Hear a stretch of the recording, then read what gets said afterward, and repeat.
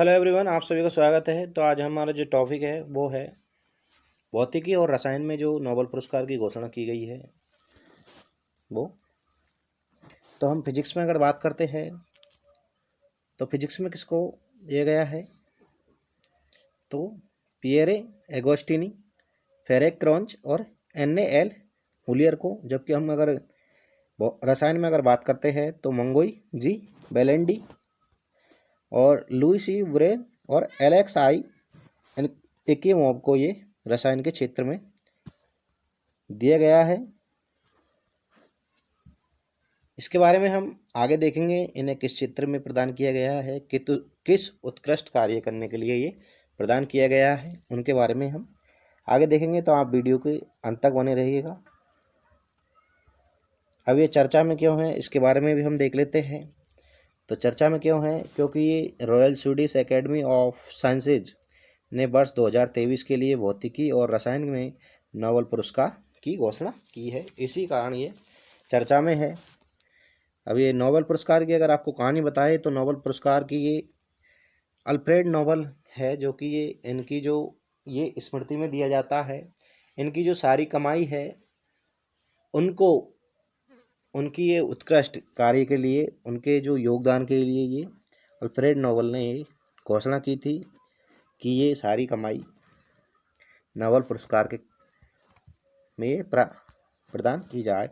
अब भौतिकी का अगर नोबेल पुरस्कार की अगर बात करते हैं तो ये नोबेल पुरस्कार 3 वैज्ञानिकों को दिया गया है, जिसमें पिएरे एगोस्टिनी, फेरेक क्रॉन और एन.ए.एल.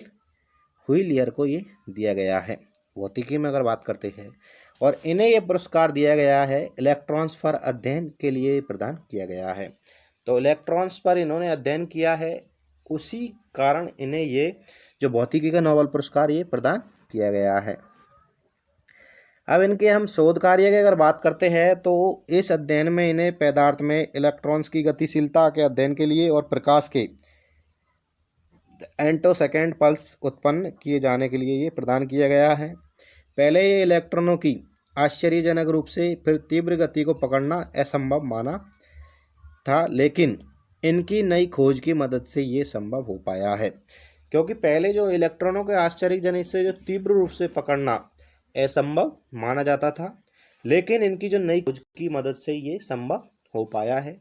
इन्हीं कारण इन्हें ये नोबेल पुरस्कार प्रदान किया गया है।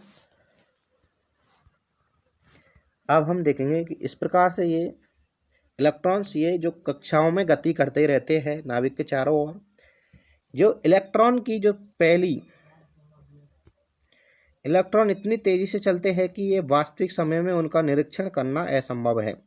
क्योंकि जो ये इलेक्ट्रॉन होते हैं इस प्रकार से ये मूव करते हैं, इस प्रकार से ये गति करते हैं कि इनको समझ पाना भी मुश्किल होता है। इसीलिए इन वैज्ञानिकों ने जो प्रकाश की तरंगें उत्पन्न की जो केवल एंटोसेकेंड तक चलती है। एंटोसेकेंड एक सेकेंड के 1 × 10⁻³ इनवर्स होता है, 18 के बराबर होता है। ये एक एंटोसेकेंड होती है। इसकी तीव्रता को ये इस प्रकार से ये इनकी जो गति को इन्होंने आसान यानी मदद। अब हम रसायन के क्षेत्र में अगर बात करते हैं तो रसायन के क्षेत्र में जो नोबेल पुरस्कार दिया गया है ये वर्ष 2023 के लिए रसायन नोबेल पुरस्कार